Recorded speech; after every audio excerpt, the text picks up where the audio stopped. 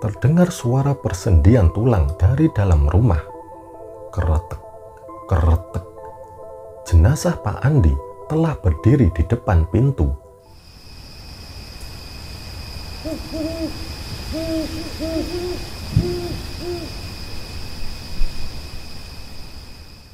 Selamat datang di Buzz Story, cerita waktu malam.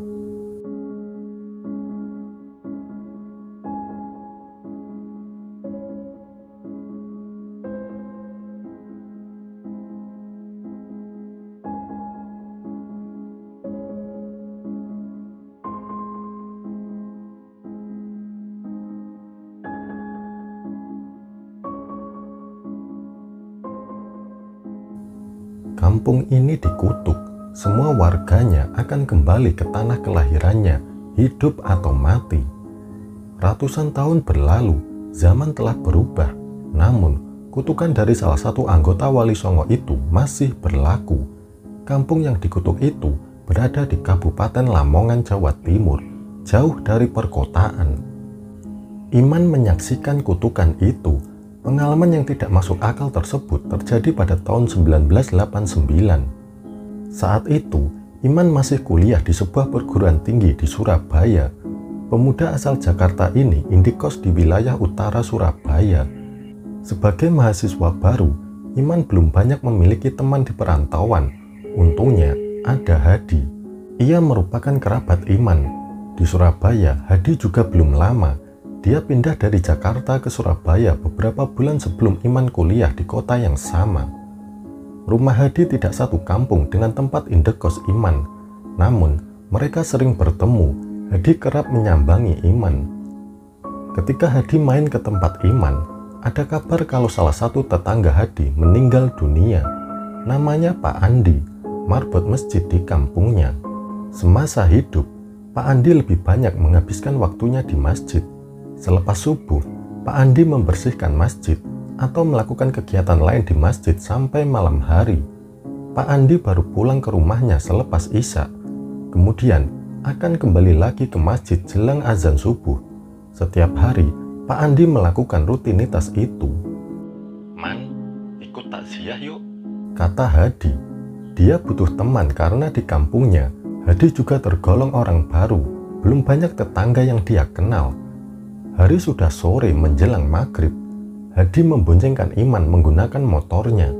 Saat Hadi dan Iman sampai di rumah duka, jenazah Pak Andi sudah berada di ruang tengah. Hadi dan Iman ikut bergabung dengan para tetangga yang sibuk membantu keluarga Pak Andi mempersiapkan pemakaman almarhum.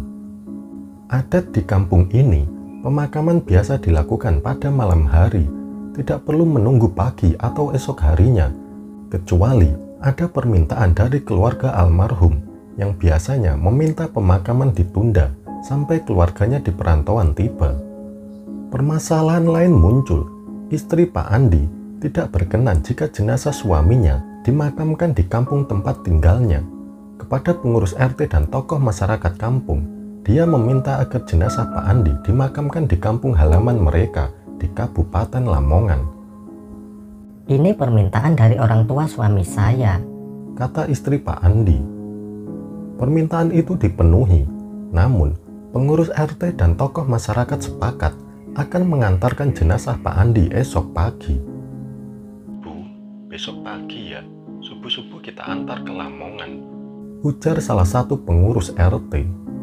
Karena waktu itu tidak ada mobil yang bisa digunakan. Tahun 1989, tidak ada warga kampung yang memiliki mobil. Angkutan umum juga tidak banyak. Pertimbangan lainnya adalah waktu tempuh Surabaya-Lamongan. Untuk saat ini, Surabaya-Lamongan bisa ditempuh dalam waktu 1 jam 56 menit menggunakan mobil. Tapi, kondisi jalan sekarang berbeda dengan tahun 1989. Jalan raya tidak semulus sekarang, tidak selebar saat ini. Saat itu, waktu tempuh Surabaya-Lamongan bisa 4-5 jam. Alasan itu tidak digubris. Istri Pak Andi masih ngotot, meminta agar jenazah suaminya tetap diantarkan ke kampung halaman mereka malam itu juga.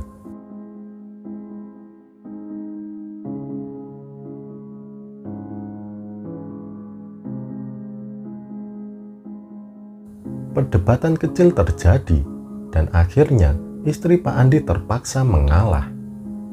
Ya sudah, bapak-bapak pulang saja, tidak usah nunggu di sini, kata istri Pak Andi. Permintaan istri Pak Andi sempat membuat tetangganya heran, tapi mereka tidak menanggapinya. Mereka pun tidak beranjak dari rumah Pak Andi. Hadi, Iman, dan para tetangga tetap duduk-duduk di halaman depan rumah Pak Andi, membaca tahlil, mendoakan jenazah Pak Andi. Ya sudah kalau nggak mau, tapi sudah saya ingetin ya, kata istri Pak Andi dan langsung masuk ke dalam rumahnya. Setelah membaca tahlil, tetangga Pak Andi tidak pulang. Mereka ngobrol sambil ngopi menunggu jenazah Pak Andi. Di sela obrolan, terdengar suara persendian tulang dari dalam rumah. Keretek, keretek. Jenazah Pak Andi telah berdiri di depan pintu. Badannya tidak berbalut kain kafan, tidak lagi terlihat gemuk, sangat kurus. Hanya kulit yang menyelimuti tulangnya. Hadi, Iman, dan tetangga yang lain langsung bubar, lari ke segala arah. Mereka ketakutan. Beberapa tetangga sempat melihat jenazah Pak Andi berjalan. Suara keretek terdengar dari tubuhnya yang kaku. Jenazah Pak Andi keluar dari rumahnya, namun tidak ada yang tahu arah kepergiannya. Tidak ada yang berani melihatnya. Pagi harinya, pengurus RT dan tokoh masyarakat mendatangi istri Pak Andi. Jenazah Pak Andi sudah hilang. Warga pun gempar. Anehnya, perempuan parubaya itu tidak kaget, tidak sedih karena jenazah suaminya tidak ada lagi di ruang tengah rumahnya. Kepada pengurus RT, istri Pak Andi meminta diantarkan ke kampung halaman mereka di Lamongan. Akhirnya, hampir semua warga kampung ikut mengantarkan istri Pak Andi. Mereka ingin tahu akhir dari peristiwa di luar nalar di kampungnya. Di Lamongan, hari sudah siang. Jenazah Pak Andi ditemukan.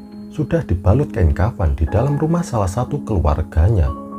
Jenazah Pak Andi siap dimakamkan. Keluarganya akan melakukan pemakaman setelah istri Pak Andi datang. Semua tetangga Pak Andi bingung. Mereka tidak mengerti bagaimana jenazah Pak Andi bisa berada di rumah keluarganya di Lamongan. Anehnya lagi, jenazah Pak Andi kembali memiliki daging, tidak kurus kering.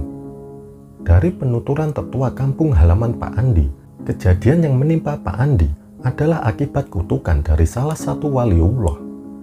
Kampung halaman mereka telah dikutuk, karena waktu dulu warga kampung tidak mau memeluk agama Islam yang disebarkan oleh salah satu anggota Wali Songo.